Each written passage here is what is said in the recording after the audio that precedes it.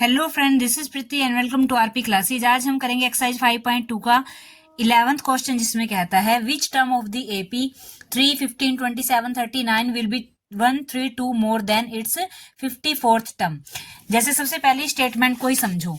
Statement में क्या कहा गया है, इन्होंने एक एपी दी हुई है, ठीक है। एक एपी है, जैसे 3, 15, 27, 39 ऐसे चलती रहेगी, ठीक है। ये एक एपी है। इस एपी में ये जो है, इसकी पोजीशन क्या है, ये कौन सी टर्म है, ये वन टर्म है, यानी फर्स्ट टर्म है A1। ये कौन सी है, ये A2 है। ये कौन सी है, A3। ये A4 है। ऐसे करते करते ना एक टर्म आएगी हमारे पास 54th, ठीक है। जो 54th टर्म होगी वो हमें नहीं पता कौन सी होगी, ठीक है। उस 54th टर्म में अगर हम 132 ऐड करते हैं, जो हमारे पास ये 54th टर्म आएगी उसमें अगर हम 132 ऐड करते हैं तो उससे जो एक नई टर्म बनेगी हमारे पास, हमें ये बताना है कि वो जो नई टर्म बनेगी हमारे पास, वो टर्म इस एपी की कौन सी टर्म होगी, यानी कौन सी पोजीशन पे वो टर्म आएगी, हमें ये फाइंड आउट करना है। यानी इस एपी में जो 54th टर्म है, उस 54th टर्म में अगर हम 132 ऐड करते हैं तो उससे जो एक नई टर्म बनेगी, उससे एक जो नया नंबर बनेगा, वो नंबर इस एपी में कहां पे आएगा। यानी कि अगर हम इसको an माने तो वो जो n है, n क्या होता है, पोजीशन होती है ना किसी टर्म की, तो वो n है। यानी इसमें वो कौन सी पोजीशन पे होगा, यानी उसका क्या नंबरिंग होगी, क्या पोजीशन होगी, वो मतलब n की वैल्यू जो जैसे A54 है तो वो 70 होगा, 71 होगा, 90 होगा, कितना होगा, उसका नंबर क्या होगा, वो n हमें फाइंड आउट करना है। देखो, तो सबसे पहले हम इस क्वेश्चन में क्या करना पड़ेगा, ये जो A54 है ना, यानी कि 54th टर्म है, हमें वो निकालनी पड़ेगी। 54th टर्म हमें सबसे पहले निकालनी पड़ेगी। अब किसी भी एपी की कोई भी टर्म निकालने के लिए हमें दो चीजों की जरूरत पड़ती है, ए और डी की।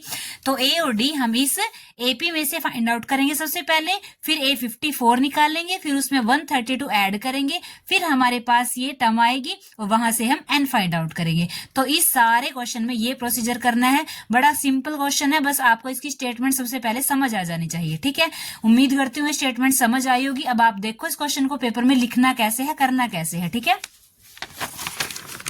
तो सबसे पहले जो हमारे पास ये एपी दी हुई है, इसको हम टर्म्स की फॉर्म में लिख लेते हैं। यानी ये जो एपी है, इसको टर्म की फॉर्म में कैसे लिखेंगे, यानी A1 कितना है हमारे पास, 3 है। A2 कितना है हमारे पास, 15 है। A3 कितना है हमारे पास, 27 है। और A4 कितना है हमारे पास, 39 है। A निकल गया हमारे पास 3। अब टर्म के लिए दो चीजों की जरूरत है, ए और डी की। ए निकल गया, अब डी निकालेंगे। डी कैसे निकालते हैं, डी होता है हमारा A2 माइनस A1, यानी बड़े में से छोटे वाले को माइनस करना। 15 में से 3 को माइनस करना है। 15 में से अगर हम 3 को माइनस करेंगे तो 12 आया, यानी डी की वैल्यू हमारे पास कितनी आ गई, डी की वैल्यू आ गई हमारे पास 12 और ए की वैल्यू आई हमारे पास 3। अब इस ए और डी से हम A54th यानी 54th अपनी टर्म निकाल सकते हैं। तो 54 टर्म निकालने के लिए सबसे पहले हम अपने nth फॉर्मूले को रखेंगे, an is equal to a plus n minus 1d, ठीक है। n की जगह क्या है, 54 है, तो A54 is equal to a की वैल्यू कितनी है, 3 है। 3 प्लस में n की वैल्यू 54 है, 54 माइनस 1 और d कितना है, 12 है, ठीक है। तो 3 प्लस में 53 हो जाएगा ये, और इनटू में यहां से 12, और 53 को 12 से मल्टीप्लाई करते हैं तो क्या आता है हमारे पास, 636। अब 636 में 3 को ऐड करेंगे तो 639। इट मीन्स कि A54 यानी 54th टर्म इस एपी की 639 होगी, ठीक है। 639 होगी। अब क्वेश्चन के अकॉर्डिंग चलते हैं कि इसकी 54 टर्म में अगर हम 132 ऐड करते हैं तो क्या होता है, ठीक है।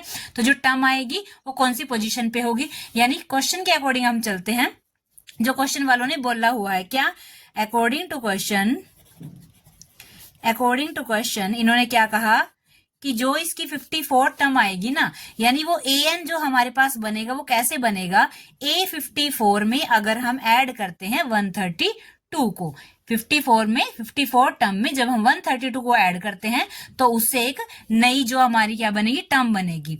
तो हमें इसकी वैल्यू पुट कर दो, A54 की 639 प्लस में 132, इन दोनों को ऐड करेंगे तो क्या आएगा, 771, यानी कि an की वैल्यू कितनी आ गई, 771। अब इस an की वैल्यू आ गई हमारे पास 771, ठीक है।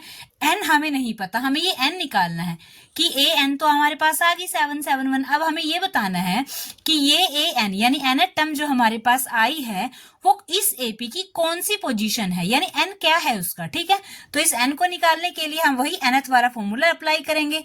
ए n is equal to a plus n minus 1d। अब ए एन कितना है हमारे पास, ये दिया हुआ है, अभी हमने निकाला। 771 इज इक्वल टू ए कितना है, ए वही रहेगा 3, प्लस में n पता नहीं हमें क्या है तो उसको ऐसे ही रखा, और d क्या है हमारे पास 12। ठीक है, अब इसको करेंगे सोल्व।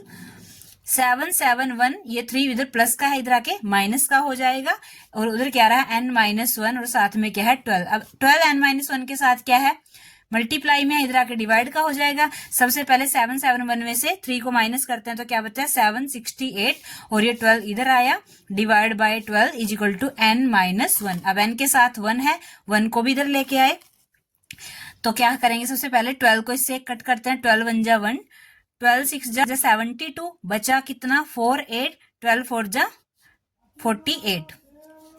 ठीक है, अब ये क्या बचा 64 is equal to n minus 1, ये 1 इधर आ जाएगा, 64 ये माइनस का था इधर प्लस का हो जाएगा, तो इसका मतलब क्या हुआ n की वैल्यू कितनी है 65 आई। यानी कि जो इस एपी का ये जो नंबर है 771, इस एपी का जो हमारे पास ये एपी दी हुई है, इस एपी का 771 65th पोजीशन पे आएगा, 65th टर्म है। ठीक है, ये हमें लिखना है, तो हम ये बाद में लिखेंगे, सबसे बाद में।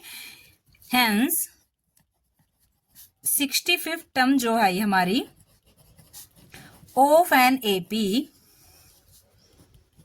Is 132 more than